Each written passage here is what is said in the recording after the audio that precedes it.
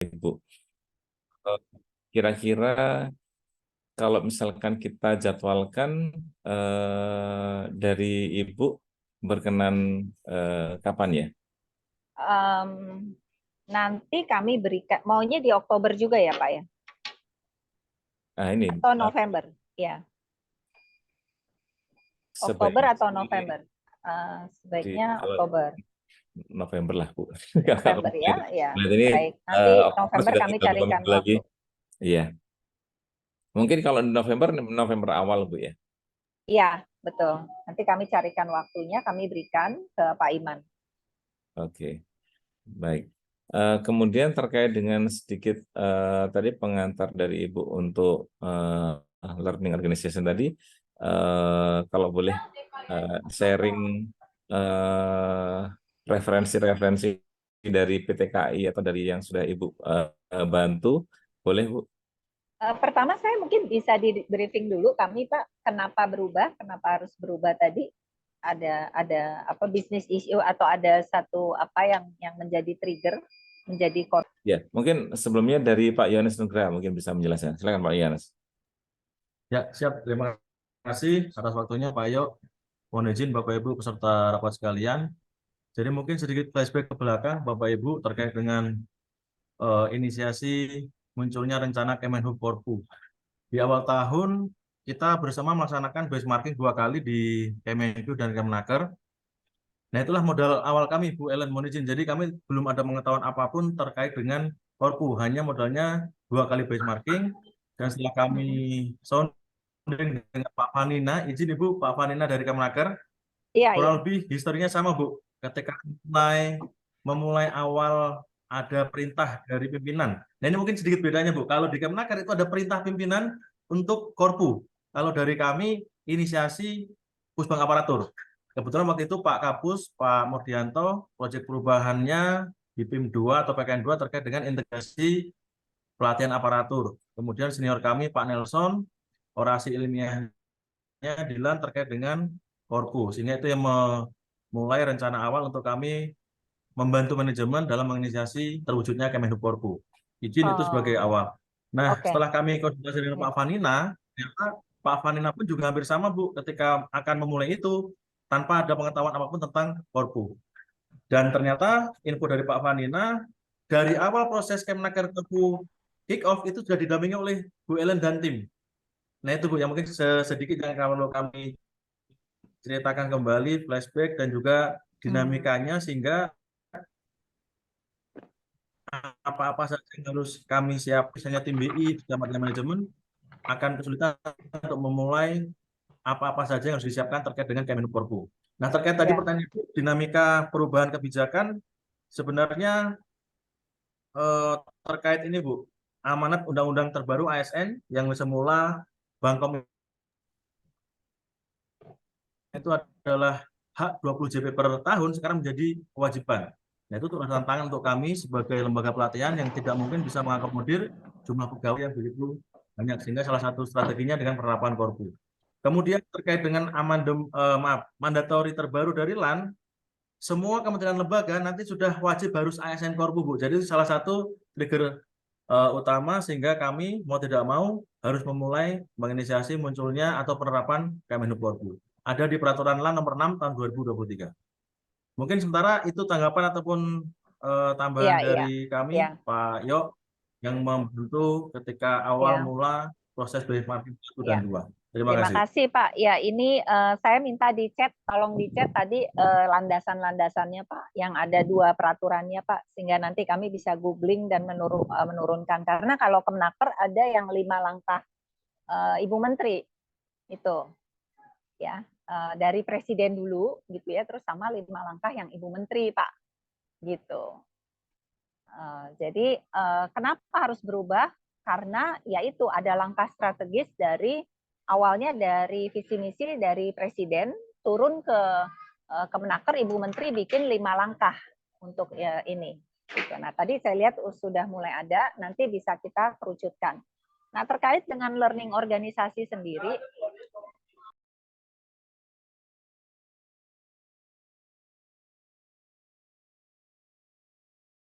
Maaf, aduh sorry kepencet mute. Jadi kalau dari sisi learning organisasi ada banyak nanti apa istilahnya, mungkin bisa di googling juga ya. Tapi intinya gini, kayak orang mau jahit baju, kita tuh perlu untuk membuat mengetahui sesuai dengan ukuran dan kebutuhan kita. Gitu. Jadi saya jarang sekali mengcopy paste apa yang ada di luar dengan apa yang dibutuhkan oleh nanti bapak-bapak sekalian, karena itu pasti berbeda gitu ya. Jadi terkait dengan kebutuhan Korpu, first thing first adalah yang kita perlu tahu awal-awalnya ini adalah menggali kenapa harus berubah. Nah, kalau inisiatifnya dari bawah nggak apa-apa, bagus. Berarti ini yang dari bawah naik ke atas gitu ya. Bukan karena misalnya mau ikut-ikutan, oh karena Kemenaker udah, Kemenkyu udah, Kementerian udah, BUMN kok bisa berjalan dengan baik, gitu ya. Tapi dari Kementerian Perhubungan ini merasa perlu, dan saya setuju bahwa bapak-bapak ini skopnya jauh lebih luas dari KAI gitu, karena kan darat, laut, udara semuanya gitu ya, perhubungan semuanya. Nah itu yang mungkin nanti kita akan bisa menjadikan ini sebagai landasan gitu. Lalu hal-hal yang menjadi tantangan nanti adalah kita perlu menyepakati bersama gitu. Jadi duduk bersama, ya mindsetnya disamakan, karena nanti tantangan utamanya tuh ada di situ sebetulnya. Menyamakan, karena seperti orang mau melihat gajah gitu ya secara utuh. Kadang-kadang ada yang megang, enggak, Korpu tuh hanya ekor, karena dia megangnya ekor. Oh bukan, Korpu tuh belalai, karena megangnya belalai. Gitu. Jadi saya tuh bertahun-tahun gitu ya di dunia persilatan ini, itu lamanya pasti di situ. Di tahap awal itu, dan itu bukan terjadi di level yang di bawah ya, tapi justru ada di level BOD. Jadi ketika dengan Kemenaker, saya minta ketemu kan, saya bersama Pak Ardian, Bu Syafira, di sini kita juga yang membantu Kemenaker, minta waktu ke Pak Sekjen. Jadi bersama Ibu Kepala lah ya, Kepala dari PPSDM-nya, kita sama-sama kita bilang, Pak, kita perlu mengumpulkan semua eselon 1 ya, gitu, untuk kita berikan pemahaman. Karena kalau dari bawah aja kurang, harus dari atas dan dari bawah. Kira-kira seperti itu. Terus kita diskusi ya, saya ada pemaparan, setelah pemaparan kita diskusi, sama ke tim Pusdiklat juga gitu, ada pemaparan, setelah itu kami diskusi. Nah, ternyata memang benar, beratnya itu adalah menyatukan, Bu, ini nanti perlu izin dikti nggak, Bu? Gitu. Bu, ini gitu. Saya bilang, Pak, kalau kita kuliah, ya itu paling kita membutuhkan 3-5 tahun ya. Kita lulus, dapat gelar ya. Itu yang izin dikti. Tapi ketika kita bekerja, kita akan menghabiskan 20-30 tahun. Nah, itu yang namanya long life learning, continuous learner, yang universitas kehidupan. Itu makanya namanya corporate, karena berada di korporasi gitu. Jadi kita nggak perlu izin dikti gitu. Nanti mungkin dari kementerian perlu untuk membuat seperti BUMN. Jadi kalau BUMN, KBUMN itu sudah dilakukan satu integrasi. Dulu juga cikal bakalnya namanya Indonesian Korpu, saya termasuk yang mendirikan gitu ya, bersama-sama dengan teman-teman, bahwa kita ngelihat, wah ini semua BUMN perlu disatuin nih gitu. Nah sekarang itu ada disebut BUMN Institute ya. Kita bagi per sektor, kayak BRI dapat koordinator untuk financial karena mikronya kuat. Mandiri dapat yang leadership ya. Terus saya berharap nanti di sini juga kementerian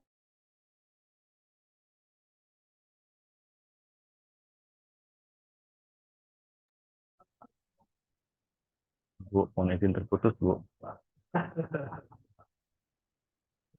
Lagi jalan. Ya. dimulai dari Kemenhub dulu. Kira-kira seperti itu, Bapak-Bapak.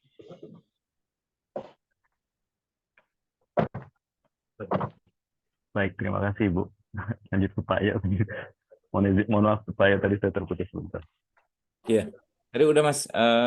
Saya rasa terkait dengan Korpu ini mungkin di arah dari Ibu Ellen, coba kita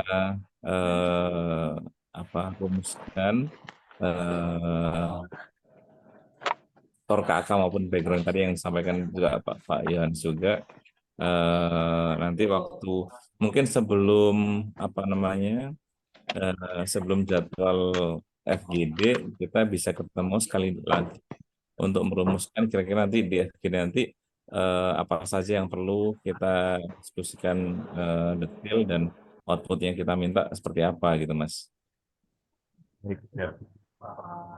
Dari Bapak Ibu yang lain. Iya, kalau bisa nanti di tornya buat workshop, dibuat tornya Pak untuk workshop. Jadi jelas kebutuhannya sehingga nanti dalam deliverable saya juga bisa menyampaikan materi-materi sesuai dengan kebutuhan Bapak gitu, tornya itu. Poin-poin aja gitu, mungkin nggak terlalu detail tapi poin-poin yang diharapkan nanti terkait dengan apa itu korpu gitu ya, mungkin 5W 1H gitu ya, what, why, how dan sebagainya. Berarti mohon izin Bu, yang tahap pertama yang kita lakukan workshop dulu berarti ya Bu ya. Dan Iya. kita mengundang kepada seluruh eselon 1 di Kementerian Perhubungan ya Bu. Ya, mungkin dipisah ya kalau workshop bersama eselon 1 itu nanti setelah kita workshop dengan Pusdiklat dulu ya Pak ya. Jadi itu langkah berikutnya karena kita kan perlu gali di level kita. Nah, setelah itu kita bisa adakan bersama dengan para senior. Karena ini untuk sebenarnya langkah awal tuh kita bilangnya assessment sih Pak. Kalau workshop ini sebetulnya untuk kita menggali lebih dalam kebutuhan Bapak sehingga nanti di dalam pekerjaan konsultan kami itu kita bisa memberikan arahannya yang sesuai dengan, kalau sekarang kan kami mungkin belum paham ya tentang apa Kemenhub ya. Baik Bu. Jadi kami ini kan ada eselon 1 di bawah Pak Menteri ada eselon 1 Bu. Nah, maksud saya tadi di awal adalah mungkin bagian-bagian kepegawaian dari masing-masing eselon 1 itu dalam assessment yang bersama ini Bu. Iya, jadi pekerjaan Gitu ya. konsultannya nanti masuk dalam assessment karena nanti ada Google Survey Form, ada ada assessment gitu ya terhadap seluruh karyawan, lalu ada interview, itu tahap awal biasanya dalam 3 bulan pertama, sebulan pertama tuh selain kita kumpulkan data, itu kita melakukan satu assessment. Setelah itu kita mempresentasikan gap-nya dan juga nanti usulan atau framework yang kami sediakan itu di bulan kedua. Nah, di bulan ketiga itu adalah meminta persetujuan dan presentasi gitu. Biasanya pekerjaannya 3 bulan berarti. Gitu. Tapi tahap awal itu memang kayak dokter harus diagnosa ke prodia dulu. Nah, nanti dari prodianya udah ketahuan, oh ini kolesterol tinggi, oh ini SGPT gitu. Jadi kita udah dapat suatu diagnosis sehingga di dalam tahap kedua selain dari yang data-data survei-survei yang dilakukan gap tersebut, kita kan interview. Jadi klarifikasinya kan melalui interview. Nah, dari tahap kedua itu kita udah bisa membuatkan satu framework gitu Pak. Kira-kira seperti itu. Baik, terima kasih Bu. Silakan Pak Yohanes angkat tangan. Ya, siap. Terima kasih Pak Iman. Izin Bu Ellen dan juga Bapak Ibu sekalian. Kebetulan kemarin baru saja kami sosialisasi untuk coaching center. Mungkin juga Bapak Ibu di antara peserta Zoom juga saya setuju dengan Pak Iman tadi, kita sasaran sosialisasinya seperti coaching center. Jadi ke subsektor dalam hal ini perwakilan pegawaian.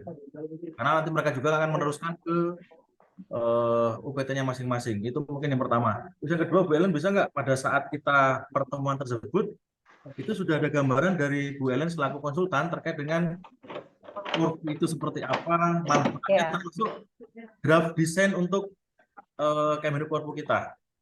Karena idealnya kawan-kawan, izin Ibu, maaf, teman-teman yang mengusulkan coaching center kemarin prosesnya juga kurang lebih seperti itu, ada desain kemudian sosialisasi sehingga tersampaikan ke subsektor. Nah, dalam hal ini Bu Ellen dan juga Bapak Ibu terkait dengan waktu tadi ya sampai 3 atau 6 bulan, apakah itu dimungkinkan setelah kita menyampaikan gambaran ke subsektor tadi, sehingga dalam forum tersebut mereka juga akan menyampaikan poin-poin seperti apa rencananya Korpu itu sendiri dari sisi subsektor. Karena mohon izin Bu, saat ini beberapa subsektor juga mengadakan pelatihan. Mohon koreksi Pak Yo, Budiah, Pak Andra, kalau tidak salah di Dirjen Laut ada pelatihan ke pelabuhanan misalnya, Dirjen Udara tentang APSEC. Nah, nanti itu kan akan menjadi satu dalam satu kesatuan integrasi Korpu. Itu perlu penyamaan persepsi. Karena beberapa rekan di subsektor juga pernah bertanya, nanti bagaimana struktur organisasi? Sudah kami sampaikan, tapi kan kapasitas kami bukan konsultan, mungkin mereka kurang yakin, sehingga perlu adanya penjelasan detail bahwa ini bukan merubah struktur, tapi hanya sifatnya semacam invisible structure Bu ya, semacam dirjen kemudian merangkap sebagai rektor atau sebagai dekan. Nah, seperti itu. Apakah kira-kira mungkin Bu Ellen terkait dengan waktu yang mepet karena kami di Iya. Rockland mohon izin itu targetnya awal Januari 2025 itu sudah launching. Itu yang kemarin menjadi amanat hasil benchmarking Pak Andra, Budia dan juga Iya. Pak Iyo yang sudah disepakati oleh Pak Jojo dan juga Iya. dilaporkan ke Pak Kapus. Terima kasih. Iya. Jadi ya baik, terima kasih Pak Ya. untuk tambahan penjelasannya. Mungkin di sini saya perlu untuk menyampaikan bahwa ketika workshop itu adalah menggali kebutuhan ya. Sharing dari saya adalah terkait sharing Korpu yang ada di luar, tapi bukan Kemenkehub. Kenapa? Karena itu kita perlu melakukan satu assessment. Jadi saya nggak mungkin nembak, oh ini punyanya Kemnaker, pakai aja yang ini. Karena belum tentu nanti cocok gitu ya. Secara struktur, secara governance structure dan sebagainya. Jadi kalau diminta di tahap awal workshop, saya langsung memberikan usulan untuk Kemenkehub, jawabannya nggak bisa, saya nggak bisa. Karena saya nggak biasa begitu. Yang saya lakukan adalah di tahap awal ini saya sharing, itu bisa banget terhadap apa yang udah kami lakukan, ya. Karena seperti yang tadi, saya misalnya dokter, saya nggak mungkin langsung ngasih obat tanpa tahu penyakitnya apa gitu ya. Jadi perlu melewati ke prodia dulu yang saya tadi bilang, cek toraks dulu, foto dulu. Ini emang kelihatannya kedengarannya kok lama amat gitu ya. Perlu 3 bulan dan itu pun Januari nggak bisa. Karena kalau kita mulai kerja November, Desember, Januari baru selesai. Jadi kalau mau kick off mungkin Februari atau Maret gitu. Karena dengan waktu yang mepet, kami nggak mau kualitasnya nanti jadi nggak sesuai harapan. Ya, jadi sekali lagi saya ini kan adalah di TOR ini kebutuhan, misalnya Bapak perlu tahu struktur organisasi Korpu ini itu bisa kami bisa share gitu ya tanpa menuliskan organisasinya karena ini kan sebetulnya data confidentiality dari nasabah juga atau klien. Tapi mungkin kalau memang udah ada beberapa yang di Google udah bisa dilihat, itu bisa di-sharing. Gitu. Jadi saya bisa sharing struktur organisasinya BUMN Korpu bisa. Yang ada di bukan BUMN bisa. Bahkan karena kami, saya strategic partner Brandon Hall Group yang ada di dunia juga bisa. Gitu ya, ada. Tapi untuk obatnya dari Kemenkehub sendiri, belum bisa karena kita perlu melalui tahap yang tadi itu yang saya sampaikan bahwa kita perlu tahu dari aspirasinya bapak-bapak di atas apa, dari teman-teman apa, ya terus isunya apa.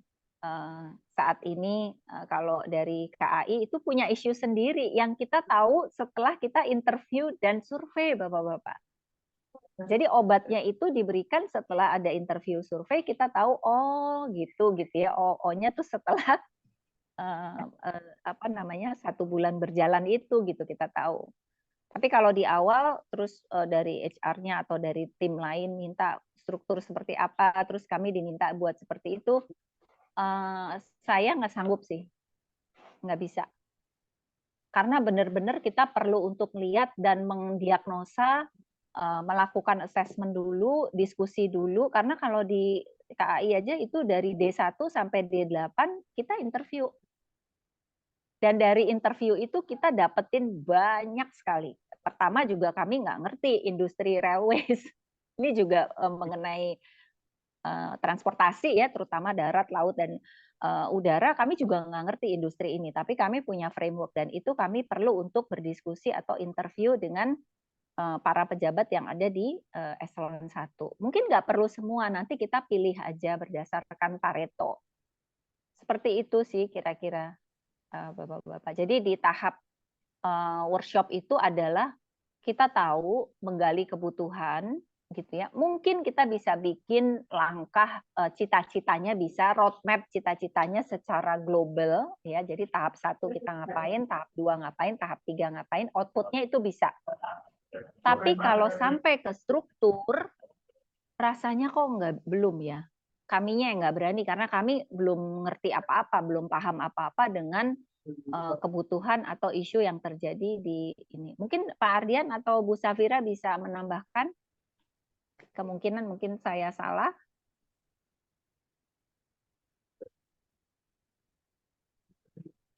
Silakan.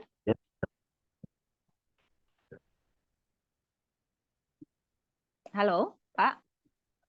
Ya, Iya. selamat siang. Terima kasih Bu Ellen. Selamat siang Bapak-Bapak. Mohon izin bertanya, tadi saya sudah dijelaskan bahwa PPSDMP berada di bawah BPSDMP. Yang akan Iya, betul. berintegrasi menjadi Korpu, itu nanti BPSDMP-nya atau BPSDM-nya, Pak? Izin Pak Iman, Pak Yok. Jadi yang nanti menjadi korpo adalah Kemenhub, Pak, keseluruhan Kemenhub, tetapi yang menjadi inisiatornya dari kami, PPSDMAP. Unit eselon 2 di bawah BPSDM. Jadi eselon 1-nya di BPSDMP, eselon 2-nya di BPSDM. Ya, nanti mencakup semua eselon 1 di Kementerian Perhubungan. Ya, Sasarannya. pelaksananya BPSDM. Ya, semacam kalau di Kemenaker, pusdiklatnya Pak Panina itu, Pak. Mohon izin. Ya, nanti yang bertransformasinya BPSDM-nya atau secara badan ya Pak, secara organisasi BPSDM-nya atau BPSDM-nya Pak?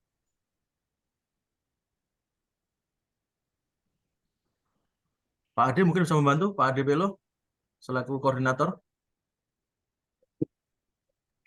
Izin Pak, Baik, kami masih ini Pak, karena mohon masih izin. awal-awal. Silakan Pak Ade. Baik, terima kasih Pak Yohanes sudah dengan setelan baju asesmennya, semoga lancar. Mohon izin, kalau dari saya prinsipnya gini, mohon izin Pak. Badan Pengembangan SDM Perhubungan itu memiliki 4 pusbang, pusdiklat lah ibaratnya, punya 4 pusdiklat dengan karakteristik, dengan matra yang berbeda, yang selama ini sudah jalan sendiri-sendiri pada relnya ibaratnya. Kemudian juga punya puluhan balai dan politeknik, yang dimana izin Pak, inginnya ke depan itu menjadi satu. Ya, kalau saya sendiri juga belum punya gambaran gimana ya caranya menyatukan itu yang sudah ibaratnya sudah jalan itu Pak. Nah mungkin itu mohon izin Pak. Dan kebetulan inisiasi atau inisiatif untuk membentuk corporate university ini datang dari level tengah nih Pak.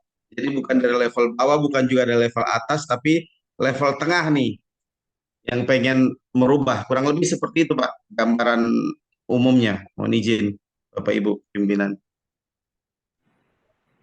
Ya, terima kasih Pak Ade.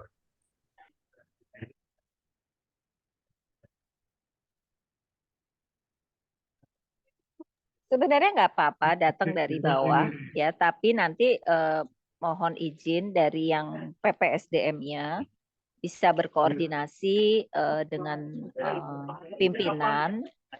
Ya, terutama kita juga perlu dapat dari langsung ya dari Pak Menteri karena itu akan pasti berhasil. Gitu. Seperti di Kemenaker kemarin dari PPSDM kok sama. Tapi dari PPSDM itu langsung bisa ke Pak Sekjen ya. Terus kita tuh gayung bersambut langsung Bu Ida itu ini disupport penuh dari segala hal Pak, dari budget, dari kick off, semua penuh supportnya gitu. Coba mungkin Pak Ardian bisa ceritain. Ya, izin Bu Ellen. Jadi mungkin pengalaman kita dengan dua kementerian yang lebih mirip. Kemenperin, kalau Kemenperin itu PPSDM-nya sudah berubah menjadi BPSDMI, Badan Pengembangan Sumber Daya Manusia Industri. Jadi BPSDMI Korpunya itu ya inisiatifnya dari BPSDM.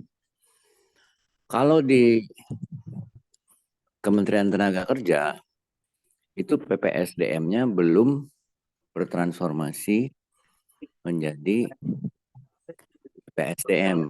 Mereka waktu mendirikan itu sedang mengurus untuk jadi dan inisiatif dari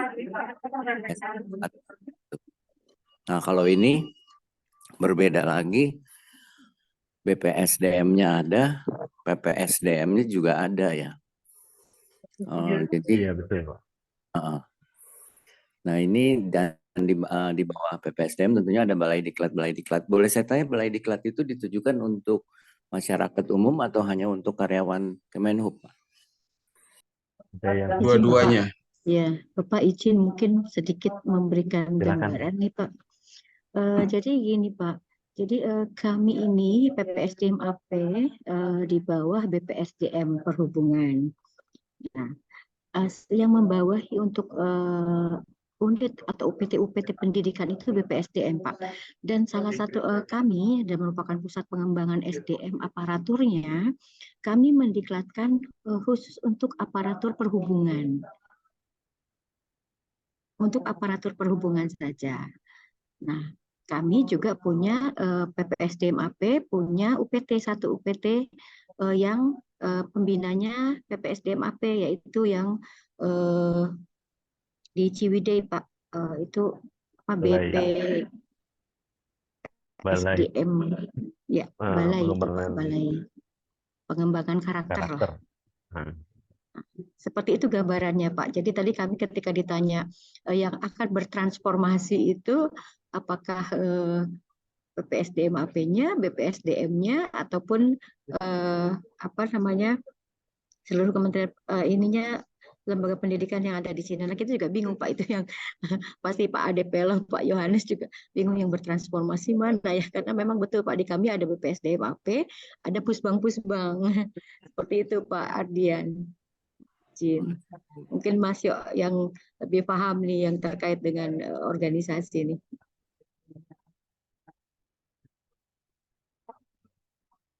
Iya, baik Bu Dia, terima kasih.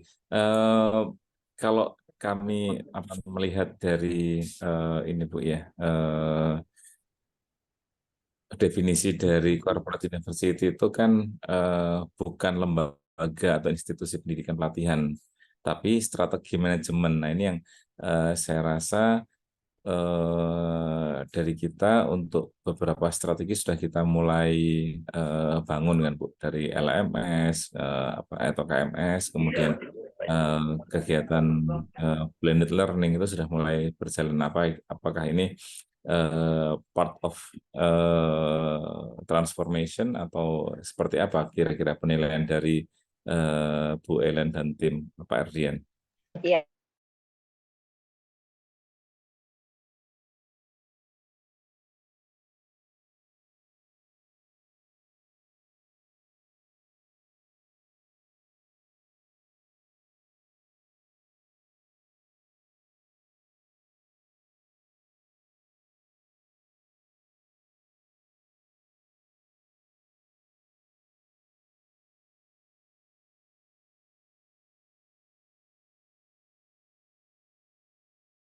Dia taruh sebagai departemen, tapi ada juga yang menaruh itu sebagai divisi. Jadi dinaikkan lah. Nah dalam hal ini kan tadi ya BPSDM atau PPSDM yang kita juga mengalami dua-duanya karena Kemenperin itu korpunya itu ada di BPSDM karena dia sudah menjadi badan. Tapi di Kemenaker itu PP gitu ya masih. Tapi dua-duanya jalan-jalan. Dapat sambutan dapat gitu. Jadi keadaan Bapak saat ini nggak apa-apa, itu udah bagus. Tapi kita butuh sponsor dan butuh dukungan, Pak. Itu aja sih. Jadi Pak Menteri harus dukung. Terus Pak Sekjen atau Eselon 1 harus dukung. Gitu. Kita butuh itu aja sih sebetulnya, Pak. Mau ngapain, dari apa, jadi apa. Nah, itu yang perlu kita definisikan waktu workshop. Makanya saya mulainya tadi kami bertanya dengan ada apa nih? Gitu. Kenapa teman-teman PPSDM kok memang mau jadi korpu? Kan kita nggak mau kalau dibilang, oh kita ikut-ikutan aja gitu kan. Enggak kan. Itu sih Pak sebetulnya. Iya, betul Bu. Terima kasih. Saya rasa apa namanya statement dari Bu tadi Jelas ya. Iya. jangan sampai kita apa namanya FOMO tadi ya. Iya. Jadi Iya. semua korpu jadi korpu, tapi kita perlu breakdown dulu dari kebutuhan internal di perhubungan sendiri. Saya pikir gitu Mas Iman, Pak Ade Pelo, Pak Yohanes. Bu, mungkin Pak Andra, mohon izin Pak Andra ada masukan? Baik, Mas Yo, terima kasih atas kesempatannya. Terima kasih Bu Ellen. Salam kenal Bu Ellen. Kami juga salam kenal Pak. Baru gabung di PPSDMAP ini kurang lebih baru hampir 3 bulan. Jadi dari awal ketika kami mendapatkan informasi terkait dengan pengembangan korpu ini, intinya kami menyambut baik apa yang digagas oleh teman-teman, khususnya Pak Yohanes sama Pak Adipelo ya dari Widya Suara kami ini ya, untuk mengembangkan. Namun sebelumnya hampir sama mungkin dengan yang Ibu sampaikan, goal yang akan kita raih ini apa sebenarnya dari pembentukan korpu ini. Karena kalau kita membangun korpu ini, ibaratnya kita membangun suatu rumah besar yang nanti isinya di dalamnya akan bermacam-macam. Namun dalam langkah awal, tentunya harus ada timeline yang jelas. Apa yang akan kita lakukan? Nah, misalnya tadi terkait dengan demand yang akan kita kita ikan isi. Nah, tentunya kita tidak akan mengambil lahan-lahan yang sudah mungkin menjadi tanggung jawab ataupun sudah dikelola oleh unit-unit yang lain atau pusbang-pusbang lain tanpa koordinasi terlebih dahulu atau mereka paham apa yang akan kita lakukan. Nah, sehingga tahap awalnya kalau kami lihat dari 4 pusbang yang ada, pusbang ini kan aparatur ini adalah menangani terkait dengan diklat-diklat manajerial maupun fungsional, Bu, maupun diklat-diklat yang lain yang tidak terkait dengan hal teknis masing-masing matra. Jadi di luar matra darat yang misalnya melaksanakan diklat-diklat teknis terkait dengan darat beserta UPT-nya, kemudian juga diklat laut juga melaksanakan training-training yang terkait dengan teknis yang ada di Direktorat Jenderal Perhubungan Laut, maupun juga dengan diklat-diklat yang di udara dengan UPT-nya PPMAP, PU dengan UPT-nya melaksanakan diklat-diklat yang terkait dengan kebutuhan yang ada di Direktorat Teknis DJU. Nah, kami menyelenggarakan pendidikan-pendidikan khususnya diklat-diklat manajerial dan fungsional yang berlaku ini tadi dalam tanda kutip, itulah yang akan menjadi market kami, Bu, yang akan menjadi nantinya menjadikan demand masing-masing itu menjadi market kami yang akan kami tuju dalam rangka tadi salah satunya tadi yang disampaikan Pak Yohanes, misalnya dalam aturan LAN ataupun juga perubahan aturan undang-undang ASN yang tadinya hak 20 jam mendapatkan 1 tahun, sekarang menjadikan kewajiban. Nah, diklat-diklat inilah yang nanti yang akan menjadi objek pengelolaan yang dilakukan oleh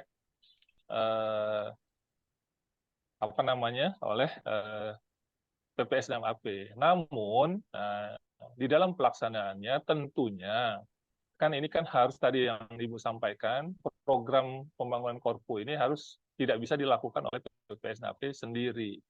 Harus mendapatkan dukungan dari Eselon 1, bahkan lebih bagus kalau memang Pak Menteri memberikan dukungan langsung. Kenapa? Ya karena kami melihat bahwa kebijakan-kebijakan ini harus tentunya dituangkan atau didukung juga dengan payung hukum atau regulasi, sehingga ini bisa berjalan dengan baik.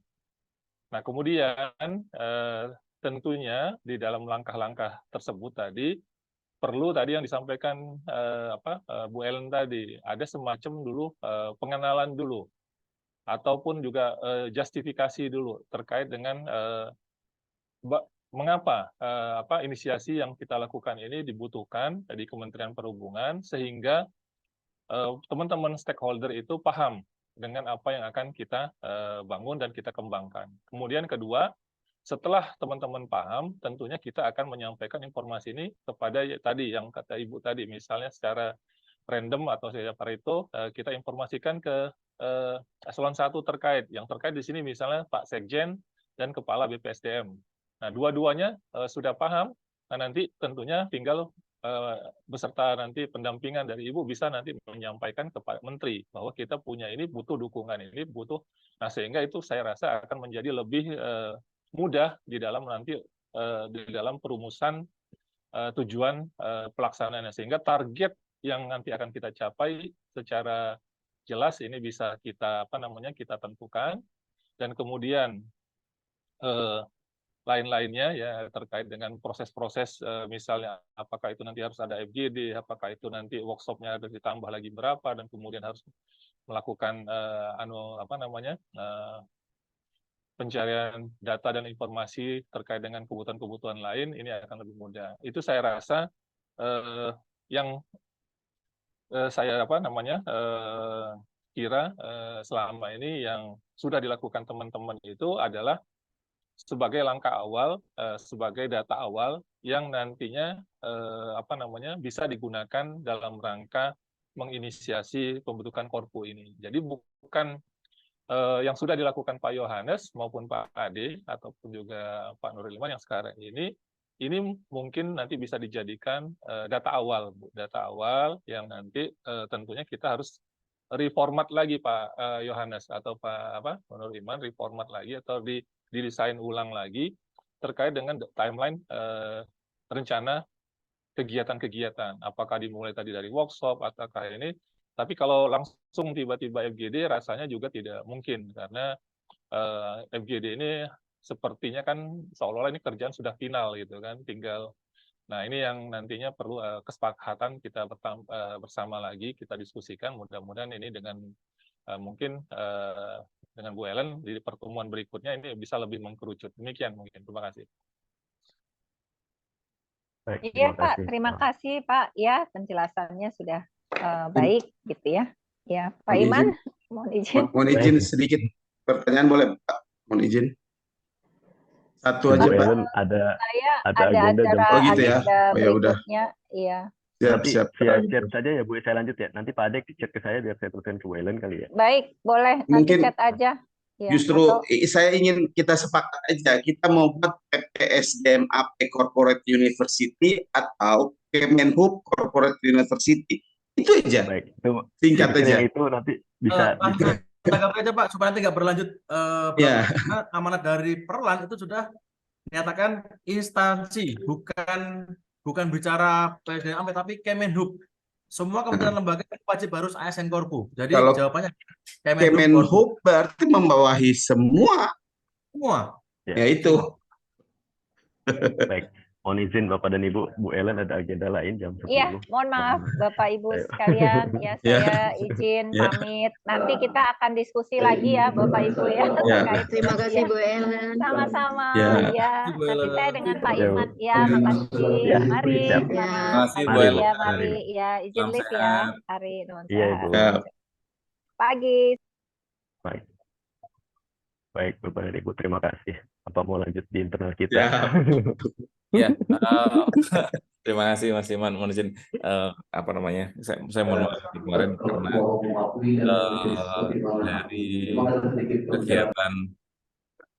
dari kegiatan Kemenaker maupun Kemenkeu, karena kami tidak berhalangan mengikuti. Kira-kira kalau secara rumusan awal dari kita, kira-kira seperti apa Pak Yohanes, Pak Ade, bentuk korpu kita itu yang kita contoh dari Kemenaker atau Kemenkeu itu seperti apa? Pak Ade, Karena mungkin gini, baik, mungkin mohon izin. Kalau saya juga kebetulan, mohon izin Bapak Pimpinan, WI itu dibagi dua. Waktu itu yang ikut ke Kemenkeu berarti tidak lagi ke Kemenaker, yang ke Kemenaker berarti tidak lagi ke Kemenkeu. Nah, saya kebetulan yang kebagian ke Kemenkeu. Jadi kalau bicara di Kementerian Keuangan ya itu sudah sangat firm, bahkan sudah jadi role model corporate university di Indonesia. Itu kalau kita baca di literasi maupun tulisan-tulisan ya KLC Kementerian Keuangan itu. Nah, kalau corporate university Kementerian Keuangan itu membawahi semua, ya hampir mirip. Kementerian Keuangan itu punya badan BPPPK, itu badan diklatnya. Kemudian di bawah badan diklat itu ada pusdiklat KPKNL, pusdiklat kepemimpinan, pusdiklat pajak dan lain sebagainya. Banyak pusdiklat. Dia juga punya sekolah kayak STAN gitu. Nah, corporate university-nya Kementerian Keuangan itu mengatur semuanya, Pak. Ya, jadi membawahi semuanya kalau di Kementerian Keuangan. Dan itu sudah running well, sudah Maksudnya oke. membawahi secara struktur organisasi atau apa Pak Ade? Iya, diisi di dalam corporate university itu kita ada semua. Jadi STAN juga mau LMS gitu loh Pak. Jadi KLC itu loh Pak. KLC Kementerian Keuangan itu dipakai oleh semua pusdiklat Pak. Mau pusdiklat KPKNL pakai itu, pusdiklat yang di Kadok juga pakai itu, mau pusdiklat yang di Serpong juga pakai itu, satu barang yang sama Pak. Itu contohnya. Jadi satu pintu gitu loh Pak. Jadi sebetulnya Gitu. bukan transformasi lembaga ya Pak Ade Pelo ya. Bukan, Pak. Jadi transformasi sistem Sistem. umumnya aja. Iya.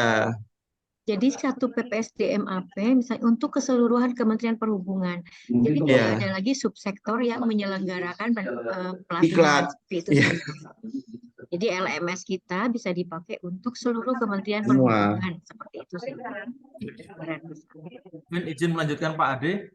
Bapak Ya. Ibu, saya yang masuk grup 2 yang berkunjung ke Kemenaker, namun sekaligus diberi amanat Pak Jojo untuk membuat rumusan laporan yang merupakan gabungan hasil dari benchmarking 1 dan 2. Izin sambil share screen Bapak Ibu. Ya, bentar. Apakah sudah terlihat? Izin. Ya, sudah Pak. Ya. Jadi setelah pelaksanaan benchmarking 1 dan 2, kemudian kami merumuskan roadmap. Waktu itu dipandu oleh Pak Jojo dan juga Pak Nelson selaku inisiator dan juga senior. Kemudian ini yang kami sampaikan ke pimpinan Pak Kapus. Mungkin juga Pak Yo dan juga para eselon 3 sudah mendapatkan penjelasan juga dari Bapak Kapus. Nah, dari hasil tersebut, Bapak Ibu sekalian, kami sudah membuat roadmap. Jadi saya sepakat dengan Pak Andra, ini perlu dirubah. Karena nggak mungkin kita langsung FGD. Karena keterbatasan pemahaman kami selaku tim benchmarking sehingga mengibaratkan FGD sebagai langkah awal atau kick-off. Setelah tadi bertemu Bu Ellen, setelah tanya kembali dengan rekan-rekan Kemenaker, yang paling awal adalah sosialisasi dulu. Seperti apa gambaran rencana Kemenhub-Korpu, termasuk juga meminta masukan dari subsektor yang nantinya akan menjadi customer-nya dari Kemenhub-Korpu secara keseluruhan, seluruh Kementerian Perhubungan. Nah, ini adalah rencana roadmap yang awal, Pak Andra dan Bapak Ibu sekalian. Jadi benchmarking 1 di bulan Februari, minggu pertama, kemudian benchmarking 2-nya minggu ketiga, kemudian laporan benchmarking kami sampaikan di bulan Maret. Rencana awal FGD di bulan April. Namun saya langsung ke slide berikutnya. Jadi ini usul setelah tadi masukan dari peserta Zoom pagi ini. nanti di minggu keempat Oktober atau awal November adalah workshop, yaitu mengundang subsektor dan didampingi konsultan. Nah, setelah ini mohon masukan dari Bapak Ibu sekalian kelanjutannya, termasuk terkait tadi usulan Bu Ellen ya, dari November sampai Januari itu ada semacam self assessment dan seterusnya sampai dengan sekitar 1 bulan, sampai dengan 12 bulan, 1 tahun akan bisa target launching itu terlaksana, yaitu sekitar akhir Desember 2024 atau awal Januari 2025. Mohon masukan Bapak Ibu, mohon izin. Ya, mungkin sedikit tambahan tadi, seperti yang Bu Ellen sampaikan, mohon izin. Jadi kalau kita bicara Korpu ini, rektornya itu Pak Menteri, gitu. itu yang menurut saya agak menarik dan agak rumit, gitu. Ya, ini Pak Yohanes, benar ini Pak Yohanes. Izin Pak Pelo dan juga Bapak Ibu, ini saya cuplik dari laporan hasil benchmarking ya, jadi ini masih bisa berubah, termasuk tadi kata Bu Ellen, kita belum bisa membuat desain structure seperti ini tanpa memahami kebutuhan organisasi secara keseluruhan. Tapi paling tidak nanti saat kita workshop dengan perwakilan subsektor sudah ada gambaran awal, walaupun nanti akan ada masukan dari konsultan maupun juga dari peserta, dari para perwakilan subsektor yang ada. Menambahkan Pak, Bapak Ibu sekalian, kalau tadi Pak Pelo sampaikan, Kemenq sudah menjadi role model Korpu nasional, tepat sekali. Sehingga kami memutuskan mencari lokus kedua yang baru saja lahir Korpunya. Dalam keadaan ini Kemnaker baru launching dan kita bisa melihat seperti apa dinamikanya ketika memulai inisiasi Korpu dan juga cakupannya. Kalau kita lihat di Kemnaker itu lebih simpel cakupannya, tidak sebanyak Kemenq. Sehingga kemarin sempat ada semacam kesimpulan awal, kemungkinan kita akan mengcopy pola dari Kemnaker Korpu. Walaupun tentunya dinamikanya akan berbeda karena cakupan dari Kemenhub tentu lebih luas dari Kemnaker. Namun intinya sekali lagi Bapak Ibu, seperti yang disampaikan oleh Bu Ellen bahwa Korpu ini tidak merubah organisasi, tidak ada yang transformasi, tapi hanya Pak Yohanes, mohon izin, mungkin boleh dijelaskan dari awal Pak Yohanes, dari paparan ini. Supaya Bu Dia sama Pak... siap. Tadi di awal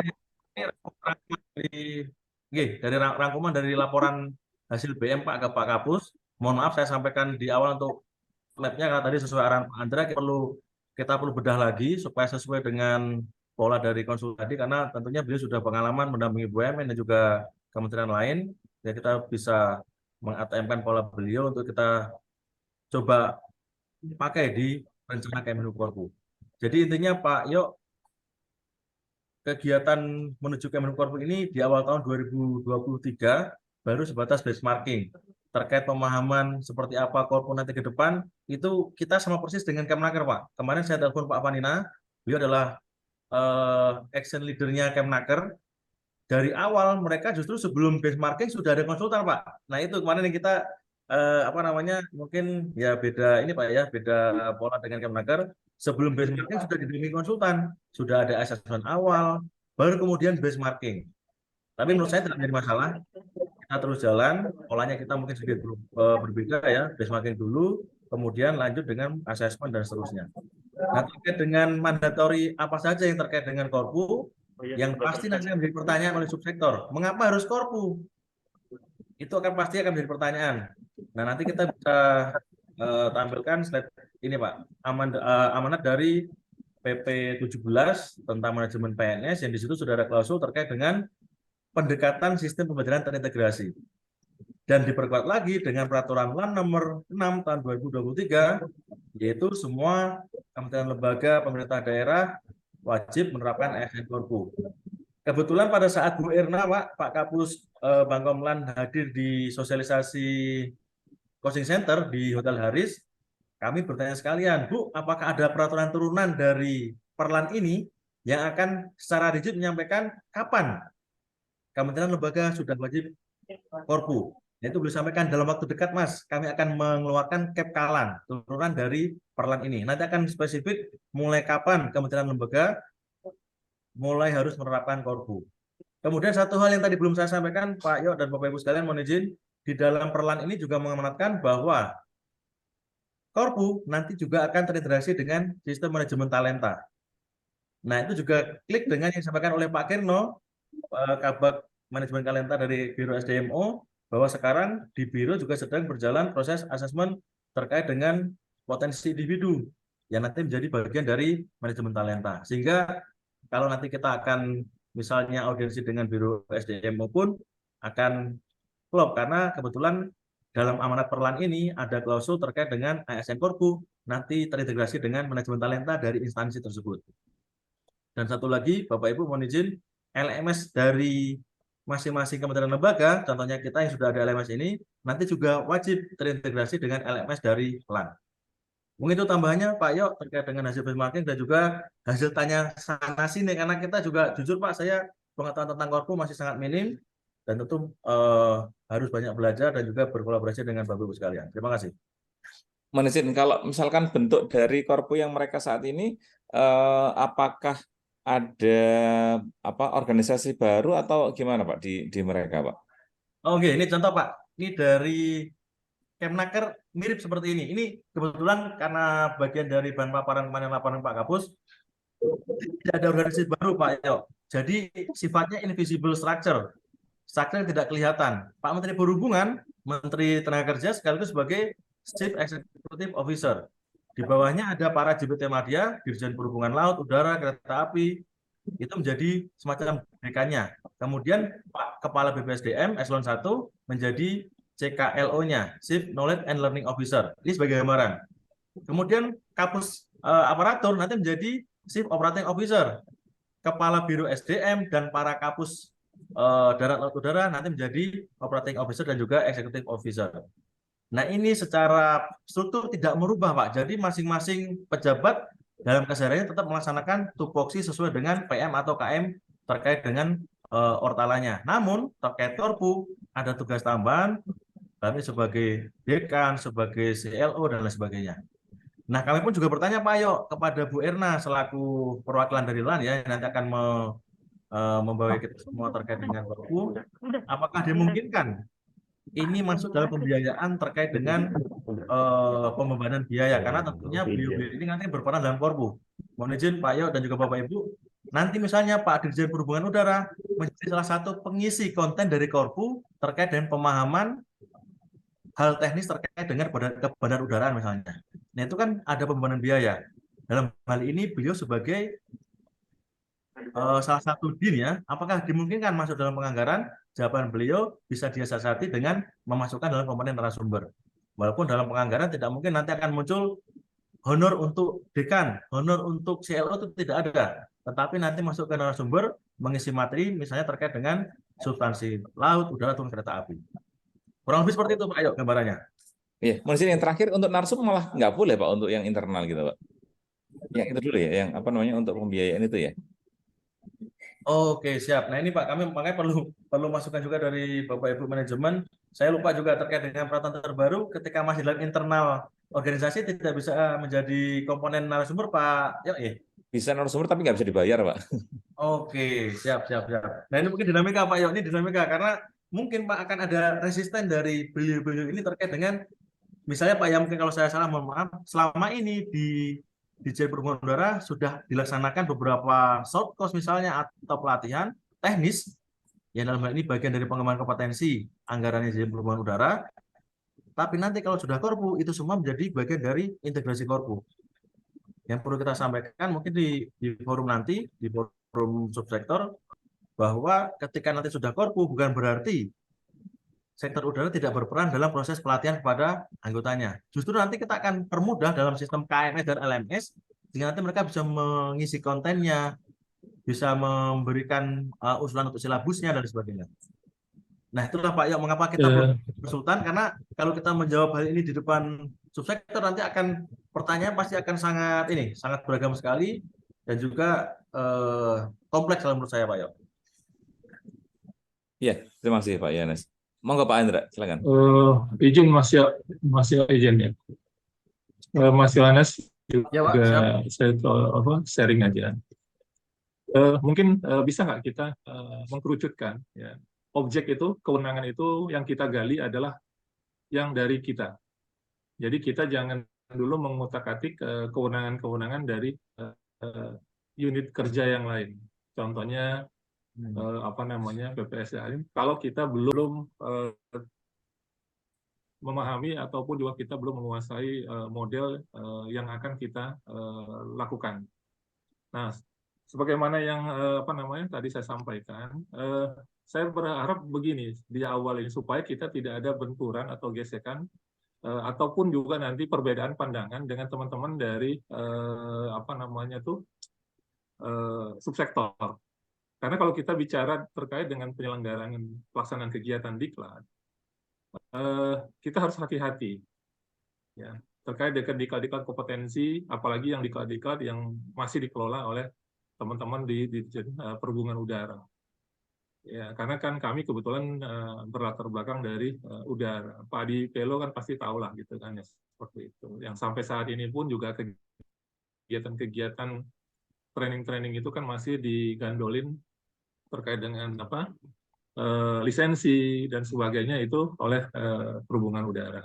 Nah, yang saya ingin sampaikan di sini adalah bagaimana kita tadi yang sudah dilakukan Pak Adi Pelo dan kemudian Pak Yohanes terkait dengan benchmarking itu kan sebagai data awal yang kita miliki, dan kemudian yang akan kita rumuskan bagaimana kita akan mengelola corporate university dalam tanda kutip ya, sesuai dengan pemahaman kita bersama.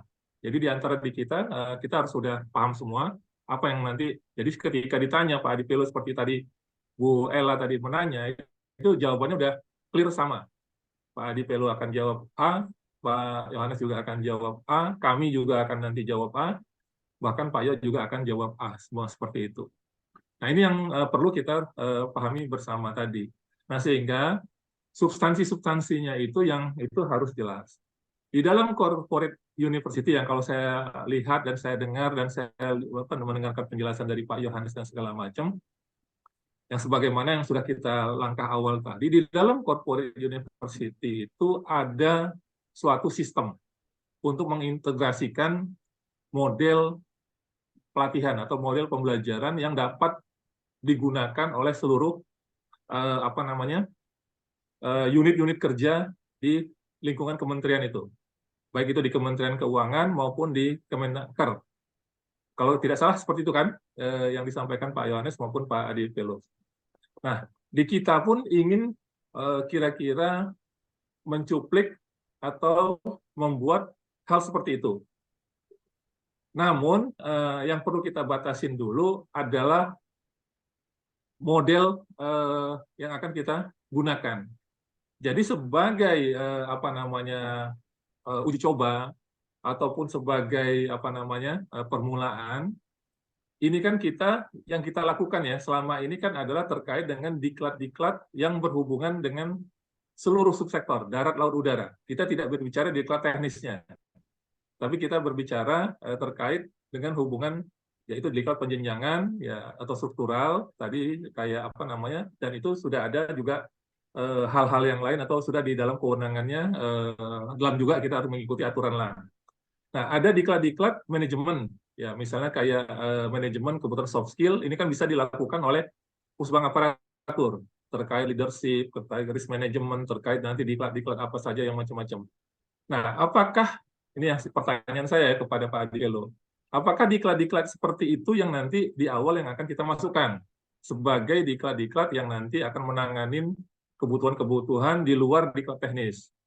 Misalnya awal itu, apa tadi yang seperti Pak Yohanes tadi bilang, oh enggak Pak, semuanya diklat-diklat yang dari seluruh subsektor itu kita mau masukkan ke dalam korpu kita semua di dalam tahap awal. Nah, kalau di tahap awal seperti itu, pasti saya yakin tantangan kita akan semakin besar. Karena persepsi kita tuh harus jelas. Penjelasan kita harus jelas kepada teman-teman, jangan sampai timbul misperception. Sehingga nanti teman-teman dari subsektor malah akan defend. Nah, apa-apaan nih pusding aparatur ini kan ngurusin diklat ini kami. Nah, seperti itu. Nah, jadi itu yang mungkin harus kita harus pom dulu Pak Adi Pelo, Pak Yohanes, Mas Yo. Nah, sehingga lingkup kerja kita tuh tolong mungkin jangan merambah halaman orang dulu, Pak. Yang kita rambah itu sesuai dengan kewenangannya ini seperti itu. Nah, kemudian yang kedua yang paling penting tadi Pak Yohanes, adalah mungkin diplomasi yang harus kita lakukan, baik ini kepada Pak Sekjen ataupun juga jadi mungkin lebih bagus langsung top down aja, karena kan datanya kan sudah ada, yang mungkin sudah pernah dibuat dan kemudian sudah dibuat dan sudah melakukan, dan ini mungkin bisa minta bantu kita justru dibalik Pak. Kalau bisa presentasi awal Pak Yohanes, itu yang nanti bukan workshopnya, presentasi awal dulu kepada eselon 1 didampingin oleh ini. Eselon 1-nya paham, itu diangkat langsung kita top down aja, langsung minta waktu nanti didampingin Bu Ellen untuk presentasi ke Pak Menteri untuk mendapatkan semacam dukungan. Nah, kalau sudah ada dukungan dari seperti itu, rasanya untuk menyatukan subsektor sesuai dengan tadi anunya itu, dan kemudian meminta dukungan juga teman-teman dari Biro SDM terkait dengan rencananya nanti, itu kan juga harus dilakukan, disesuaikan juga dengan renstranya BPSM Biro juga kan, sehingga itu kan menyatu juga seperti itu. Nah, jadi kalau itu bisa dikomunikasikan seperti itu, kita akan lebih mudah mungkin untuk step berikutnya. Jadi kalau saran saya tadi, melihat tadi kenapa saya usulkan perubahan strategi tadi, berarti kita bagaimana sih sekarang dengan bahan yang ada ini, kita tadi kan kalau nggak salah kan udah ada persiapan bahan presentasinya nih Pak Yohanes. Nah, tinggal kita pertajam lagi. Nah, nanti mungkin di sini mohon maaf nih ada Pak Nelson juga. Nanti mungkin bisa minta bantuan juga Pak Nelson, Pak yang WI lain, Pak Jojo dan sebagainya, kita untuk mengkomunikasikan ke eselon 1 sehingga nanti bisa dipresentasikan. Nah, kalau eselon 1-nya Sekjen dan BPSDM sudah mendukung, aman kita. Tapi kalau misalnya salah satunya nggak support, ya kita nanti ketahan lagi. Nah, seperti itu. Dan ini nggak akan bisa bergulir. Nah, sehingga nanti kalau itu clear, ini nanti bisa diangkat ke Pak Menteri. Pak Menteri ini nanti suruh Pak Menteri yang nge-launching nanti kita. Nanti kalau sudah di-launching kayak gitu kan berarti udah pernyataan dari Pak Menteri. Nah, itu kan harus jadi. Nah, seperti itu. Itu strateginya mungkin Pak Yohanes. Terima kasih Mas Yo. Pak mohon maaf Pak Eson, izin memberikan masukan. Oke, baik, terima kasih Pak Andra. Mohon izin, Pak Nelson mungkin ada ya.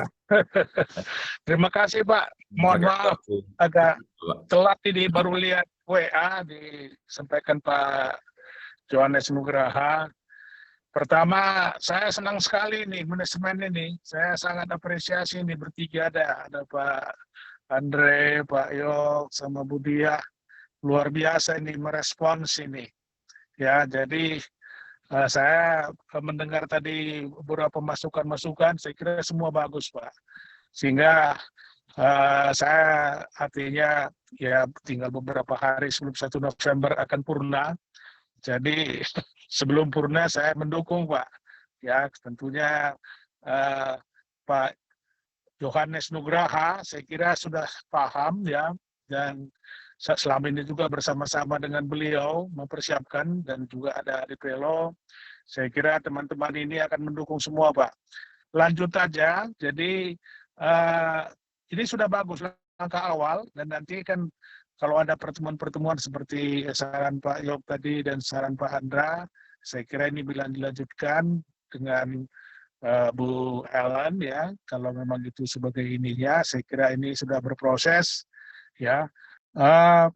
Memang salah satu yang kita perlukan adalah aspek legalitas, tapi saya kira aspek legalitas kan berjenjang Pak. Jadi sebenarnya bisa di tingkat eselon 1 dulu walaupun belum menteri ya, untuk bisa operasional kerjanya, bisa juga dengan SK menteri. Jadi sebenarnya ini sudah pernah kita sampaikan juga, termasuk misalnya ke Biro Hukum, saya pernah juga komunikasikan dan mereka semuanya mendukung. Hanya di tingkat pimpinan barangkali perlu ini dikomunikasikan lebih jauh. Dan waktu itu komitmen Pak Jojo, ya dia akan mengkomunikasikan dengan eselon 1 lainnya dan dengan Pak Menteri gitu. Jadi saya kira saya senang Pak, kita kalau ada pertanyaan-pertanyaan nanti bisa kita diskusikan. Terima kasih Pak Yok. Baik, terima kasih Pak Nelson. Jadi gimana Mas Iman kira-kira? Terima kasih Pak. Jadi mohon izin Bapak dan Ibu kalau rapat ini terkesan mendadak gitu ya. Sebenarnya awalnya kita hanya mau bicara masalah biaya langsung ke Bu Ellen gitu, antara saya, Pak Yo, sama Mbak Yohanes. Tahu-tahu isunya Pak Yohanes, Pak tambah panel sound, Pak Yo tambah manajemen yang lain. Akhirnya jadi saya malah senang Pak. Jadi terbuka semua gitu ya, kita jadi sama-sama dengar semua karena mungkin yang kemarin yang mendengar hanya sebagian sehingga alhamdulillah bisa tanpa disengaja gitu ya, mungkin sudah takdir Allah kita jadi malah jadi ada brainstorming semuanya. Jadi mungkin maksud saya yang jelas kita harus pastikan yang pertama adalah waktu pelaksanaan assessment. Kalau memang katakanlah tadi nggak memungkinkan di akhir sampai dengan Oktober ini, maka kalau bisa kita saja yang duluan minta jadwal ke Bu Ellen. Mungkin nanti minta bantuan dari tim teman-teman dari SF, Bu Dia, mungkin ya Bu ya. Di awal November yang kosong pada Widya Iswara itu di kapan? Yang poin yang kedua, anggaran memang tidak terlalu besar lagi, sehingga memang yang paling memungkinkan hanya sifatnya half day meeting saja. Jadi mungkin kita rapat di luar di Jakarta itu siang hari sampai dengan sore gitu, atau misalnya mau full day meeting juga mungkin masih bisa. Mungkin dari jam 10-an atau jam 12-an sampai sore gitu ya. Nanti kita akan libatkan dari semua seperti arahan Bu Ellen tadi, jadi kita bottom up, tapi dari seluruh sektor, jadi seluruh eselon 1, dari bagian kepegawaiannya, itu kita undang semuanya, seperti kemarin kegiatan sosialisasi, saya pikir sudah cukup efektif sekali. Yang ketiga, yang memang kita harus siapkan juga ke Bu Ellen adalah gambaran organisasi kita seperti apa, sehingga beliau nanti sudah ada gambaran pada saat pelaksanaan memberikan masukan atau sharing session dengan kita nanti tentang bagaimana sih corporate university di BUMN maupun di kementerian yang lain.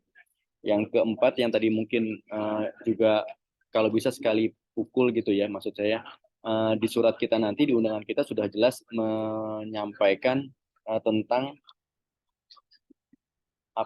harapan dan isu-isu dari masing-masing. Jadi dari masing-masing eselon 1 harapan dan isunya dari masing-masing eselon 1 terkait dengan korpu ini, sehingga besok itu benar-benar assessment-nya sudah bisa secara tahap awal, assessment itu sudah bisa dikumpulkan, digali informasi-informasinya sehingga Bu Ellen sudah pegang informasi. Nah, selanjutnya dari hasil itu kita baru membahas lagi dari hasil pembahasan kemarin yang akan datang itu bagaimana meyakinkan kepada yang level eselon 1-nya atau dari bagian nanti bisa jadi top down arahannya.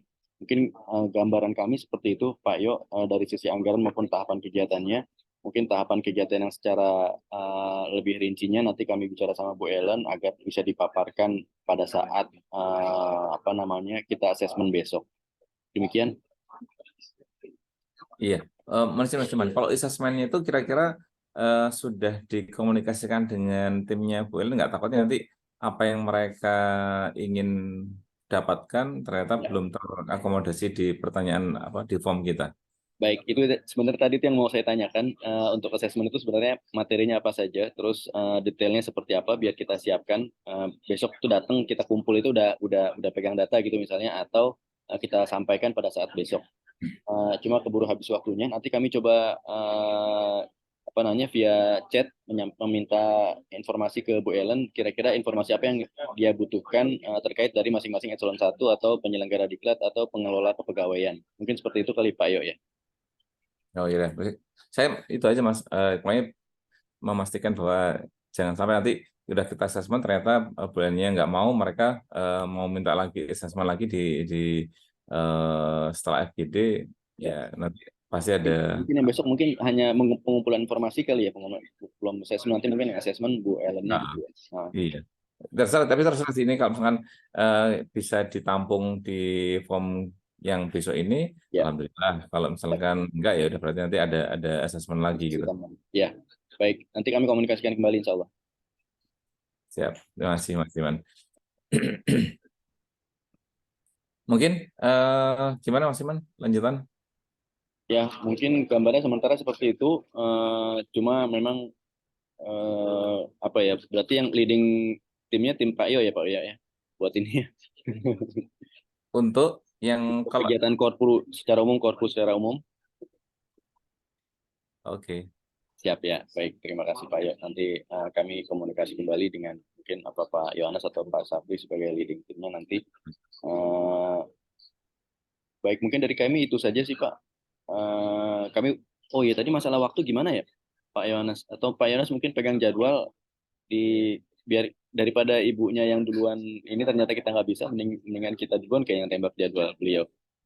Ya, izin Pak Iman, kemarin sore setelah acara coaching center, kami para WI merapat berkumpul terkait dengan dinamika kegiatan di bulan Oktober, November, Desember.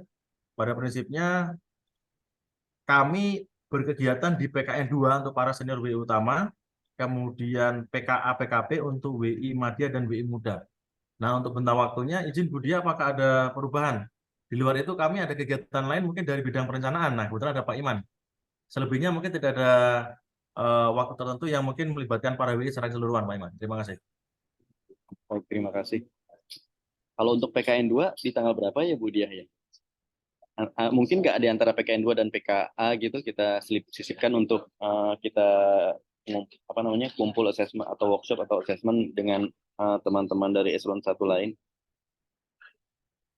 Ini kan PKN, kalau untuk PKN itu di tanggal 3 udah penutupan kita Mas Iman. 3 November ya Bu? Iya. Kalau mulai PKA-nya Bu? Nanti mulai lagi yang PKA PKP itu di November juga. November tanggal berapa masuk ya PKP? (14) ya? Pertengahan November. Pertengahan November udah mulai masuk nih Mas Iman. Kalau gitu nanti saya mohon izin Ibu, mungkin Bapak dan Ibu saya coba plotting jadwal Bu Ellen di setelah tanggal 3, tapi masih di minggu pertama bulan November seperti itu kali ya. Mungkin itu bisa Mas di antara itu. Baik Ibu, terima kasih. Dari kami mungkin itu Pak Yo. Nanti kami coba tindak lanjuti ke Bu Ellen. Ya, baik Mas Iman. Kalau untuk kegiatan FGD nanti administrasi dari kami ya, tapi mohon diinfo kesiapan dari tim sama TOR RAB yang diperlukan untuk lapor ke Pak Kapus juga. Mungkin selanjutnya kami menunggu jadwal dari Mas Iman, nanti kami siapkan administrasinya. Mungkin demikian Mas Iman. Baik, terima kasih. Dari Bapak Ibu yang lain ada masukan atau ada hal yang ingin disampaikan? Silakan. Baik, jika memang tidak ada, kami pikir sudah cukup kita, informasi sudah terkumpul, mudah-mudahan kita bisa segera tindak lanjuti, dan mudah-mudahan hasilnya bisa maksimal. Sekali lagi, terakhir kami sampaikan terima kasih kepada Bapak dan Ibu yang telah meluangkan waktunya, menyampaikan pemikiran-pemikirannya. Kami coba tindak lanjuti, dan kami mohon waktu nanti. Siap. Mas Iman? Ya. Ya. Mohon izin. Tadi kan ini kalau misalkan sebelum kegiatan FGD, boleh kita ketemu sekali lagi? Bisa. Nanti untuk merumuskan ya, semua targetnya tadi. Baik. Nanti saya coba bicarakan sama Bu Ellen. Terima kasih. Ya, terima kasih Mas Iman.